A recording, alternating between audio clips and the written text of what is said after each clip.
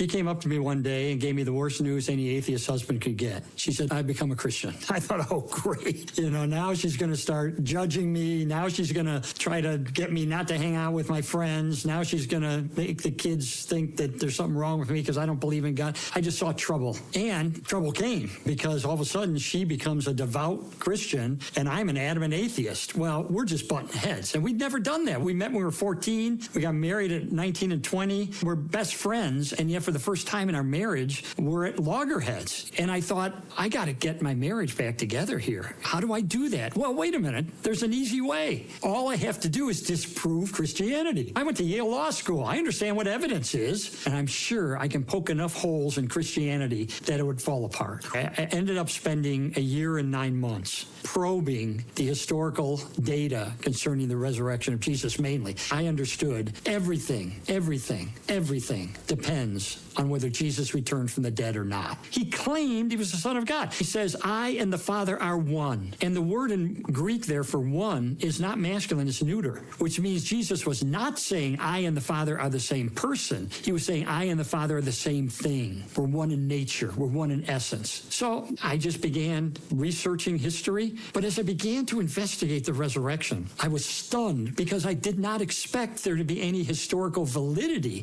to the fact that Jesus died on a cross and rose from the dead. How do we know it's true? 4 words that begin with the letter E. Execution. Jesus was dead after being crucified. I thought maybe he survived. No, we have no record anywhere of anyone surviving a full Roman crucifixion. The second E stands for early reports that he rose from the dead. In other words, reports that didn't come after decades of legendary development, but go right back to the cross itself within months of his death. Third E is empty tomb. How do we know? Because we know from history, sources inside and outside the Bible, that when the disciples began saying, oh, Jesus had been resurrected, what the enemies of Jesus said was, oh, well, the disciples stole his body. So they're conceding implicitly that the tomb is empty. We have no fewer than 9 ancient sources, inside and outside the New Testament, confirming and corroborating the conviction of the disciples that they encountered the risen Christ. That is an avalanche of historical data. This was the final fact that convinced me. It's a huge difference between the terror attacks of September 11th and the disciples being willing to die for their convictions. They believed it with all their heart. They had faith in it. They were willing to die that way. That tells me nothing about the truth of their convictions. Now, let's think about the disciples. Of all human beings who've ever lived on the planet,